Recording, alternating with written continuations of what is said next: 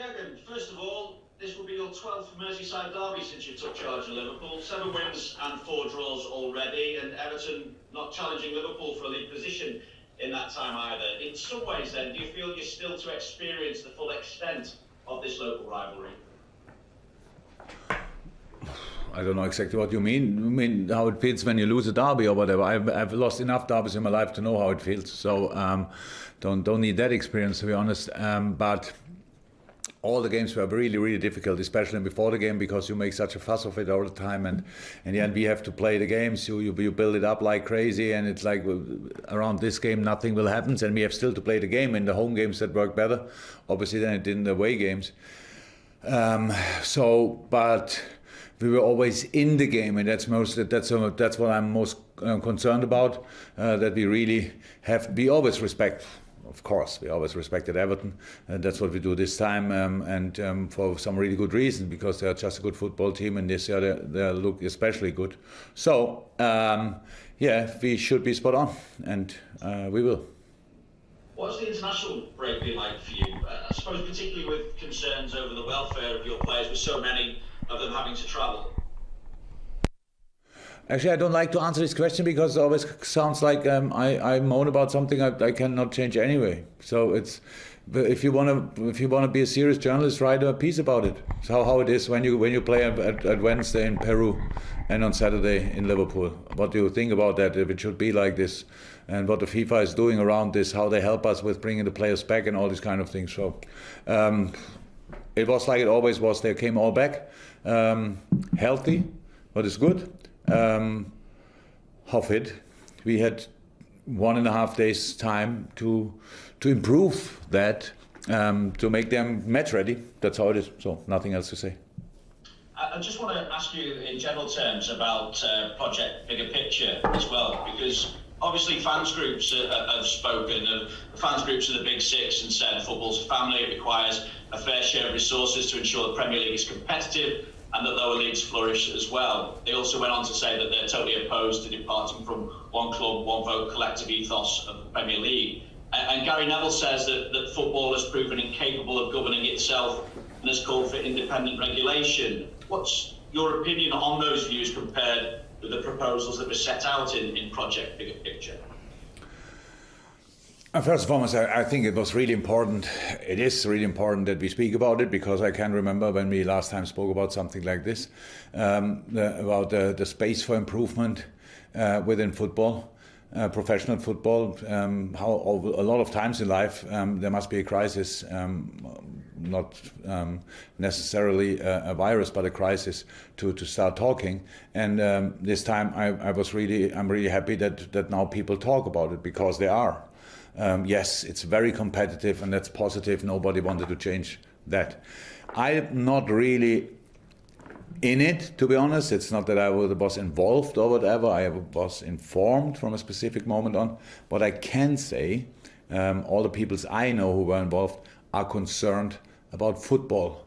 And yes, about Liverpool as well, but if it's normal, but about football in general, that was their intention. So, and now other people can make of it whatever they want. If you want to understand it, if you want to understand the idea behind it, I think it's possible. If you don't want, then you just knock it down. So that's not a problem. It's not we will play on football, obviously, before that, after that, all the things. But there are things we can improve, and I really think that you always have to improve them now before you see the real problems in the future, and that's what these people tried to do. And so we have the real problems in the future. That's what the people try to do.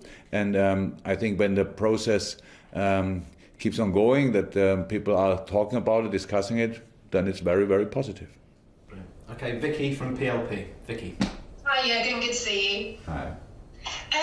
Obviously, brilliant start for Everton this season, and I understand in your belief, under Carlo Ancelotti, Everton can sincerely become the next proper challenger in the Premier League. That's quite an accolade. Yeah, I think that you don't need to be a manager to see that. It's pretty clear that they did some good business, and Carlo is a sensational manager, and so it was always clear when he has the time to build something, then he will do that. And if the resources to build something, then he will do that. And that's what he did. So this team looks really, really good. I would like to say something different, but it's not possible.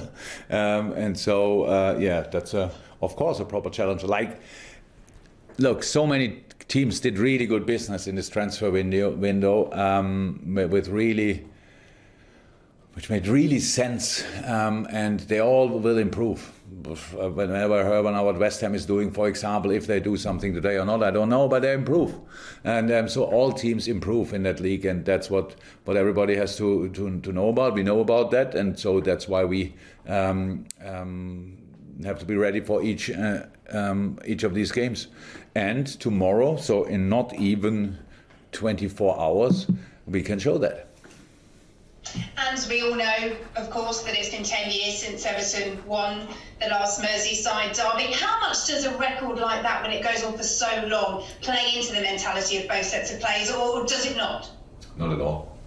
So it's obviously FSG thing, since they are in. That's the case. So it's 10 years for them, 10 years for that. So of course, from my point of view, long may it continue, but we never thought really about it before we played them, before we played Everton, not once. That we think, they don't win anyway, these kind of things. We never had in our mind. We know it's hardest work tomorrow for us, and we will be ready for that. Thank you.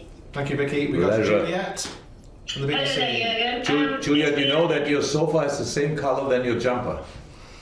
Exactly. No, it's not. That's red. It looks from here exactly the same color. That's the television. But there we go. It's funny. This one might not make you smile. It's been a bit of a wild ride in the Premier League for all teams in the first 4 games. I was just wondering, because of the crazy score lines that have been coming through, fans don't seem to be going to be allowed to go back in the stadiums anytime soon. Whether that forces the mind to wonder the concentration of the players, because the crowd isn't on you at the time, and maybe that could be one of the reasons why we're seeing so many crazy scorelines so far. It looks like, to be honest, that's the reason for it, because nothing else changed. Only the scorelines changed, and no people in the stadium. So I think it makes sense that we see it like this. But I don't know 100%. But I see the scorelines, and that's why, of course, the audience or the crowd, or however you call it, they sharpen your focus. That's completely normal. It's completely clear, and you have to do that by yourself constantly. But it's anyway no excuse for no team. So because one team scored 7 and the other team scored only 2, so only one team suffered of no crowd in the stadium, if you want. So there's still opportunity to use the situation instead of suffering from it. So we don't really think about it, but we know that it's our own job, that we have to bring ourselves in a mood that the crowd will not help and cannot help. And it's possible. Okay, thank you, Jules. We'll go to Ian Kennedy, BBC Merseyside, for a question or two. Hi, Jürgen. Just in terms of the leading scorers for both teams, Dominic Calvert-Lewin for Everton, for you it's Mo Salah, and I'm just wondering, Salah seems to be really, really sharp from the start of the season. The kind of goals that he's scoring are really impressive as well. I mean, it's his best start to a season statistically. How pleased and impressed have you been with the way he's started this new campaign? Very with the overall performance. So we have to cut out. Okay, he scored twice against Aston Villa, but they are now nice in the what is it, in the list. But of course, he would like to score in other games when we win or help the team to win. I know that. But yes, his overall performance was really good so far. It was looks like a complete performance. So involved in the game. Being a proper option for us for passing and still staying the incredible sharp finisher. So, good season so far, for sure. Yeah. How much of that is, and I know we've spoken about Salah a lot over the last couple of years, but how much of that is natural ability? How much of it is practice? Because you see some of the goals he scored this season where the balls come to him really quickly across the box. He hit it first time, and the quality of the strike has just been incredible. Is that something that you see him practicing a lot, or is it just natural instinct and ability? All these players out there are a mix of all these things. There's a lot natural ability, of course, but that alone doesn't bring you to the Premier League and doesn't let you win trophies in football. So no chance about that. If without practicing, you have no chance. So you have to do things again and again and again. We do these things for the boys. They don't have too much time after training that they do another 20 minutes, whatever they want to do, because of the tight schedule. That's not, from a physical point of view, not too smart and not really possible. But yes, of course, it's all about practicing. But it's, how I said, it's the skill set of Mo is already outstanding, but without his attitude during all his career, he would not be close to the player he is now. So it's a mix. Okay, we go to Carl Markham. Hi, Jürgen.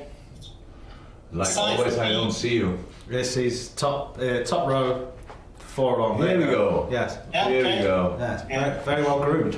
Beautiful. Hi. Yes. Go on. Yes, Carl.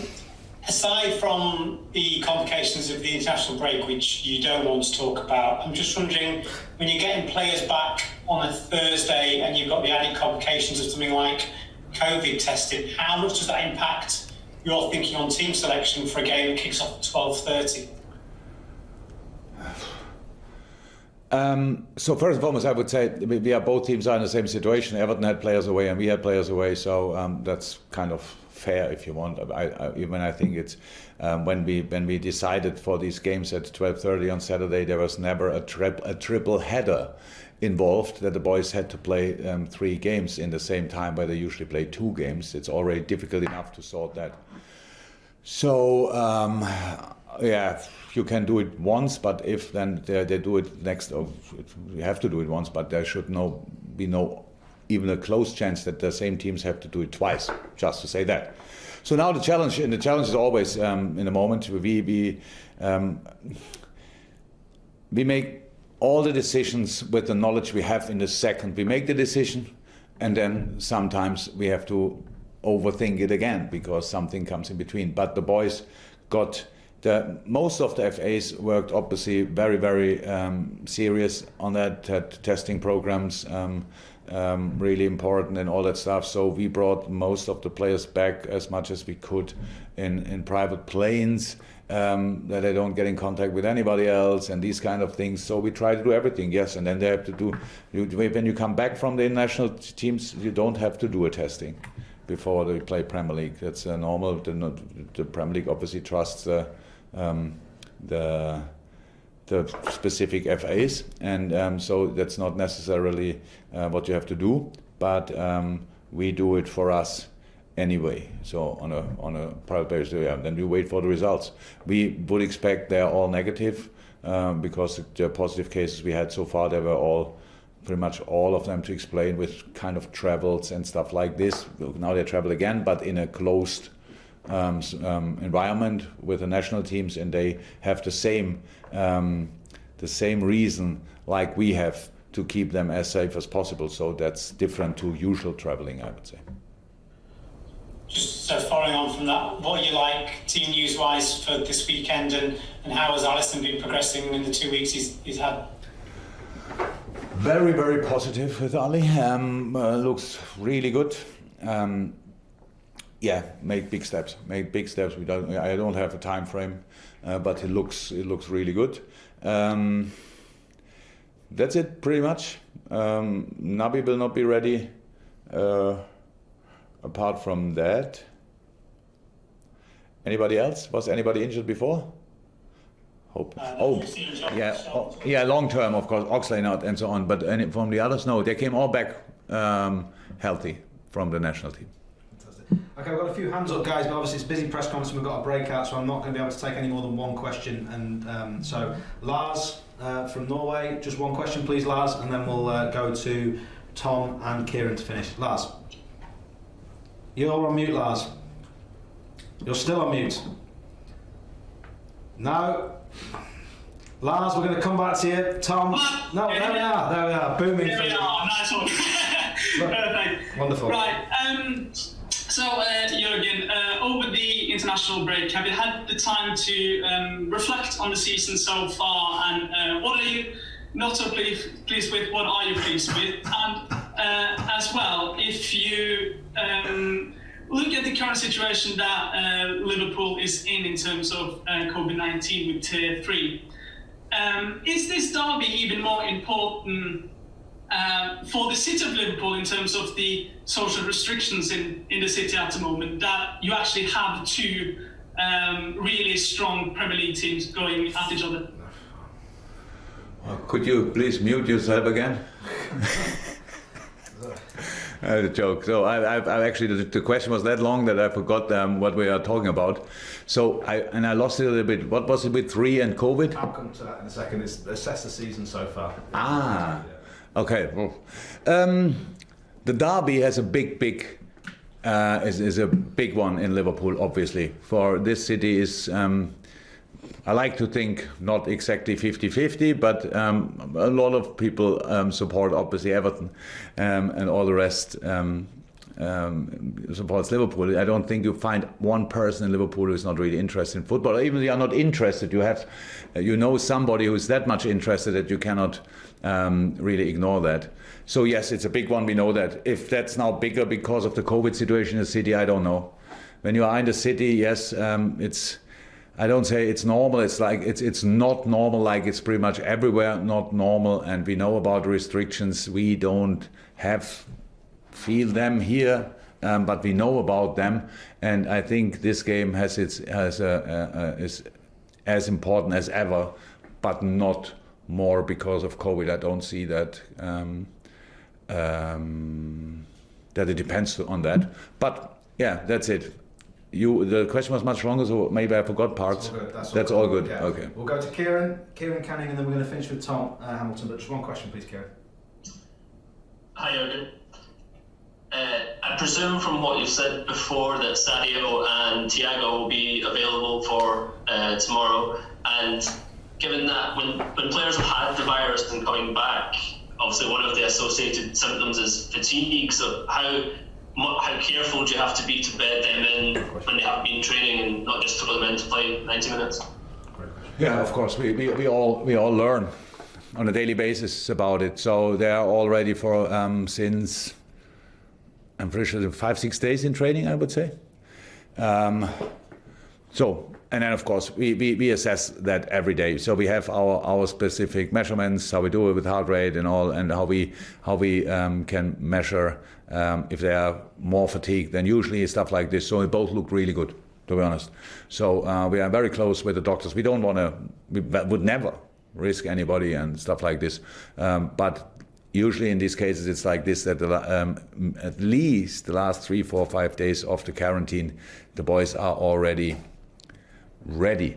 They cannot get out of quarantine, but they are on treadmill, stuff like that, on the bike and these kind of things. So when they start training again, it's not that they start from nil. So they have quite a proper, still a proper shape. So that should be fine. But it's for us how we are. So many things are new in the moment. This is one of the things. What can I say? That's one of the things which are really new. But we try to be as sensible as possible. And final question from Tom Hamilton. Tom. Hi, I'm just wondering, without the crowds in the stadium, has it changed the way in which you communicate with your players during the game at all? I would like to see so, but obviously in Villa it didn't work. So whatever I said there obviously went in the wrong direction. So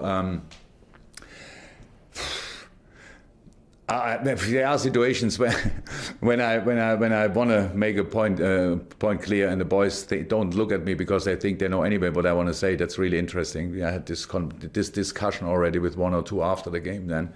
So yes, but of course we can communicate more and usually better.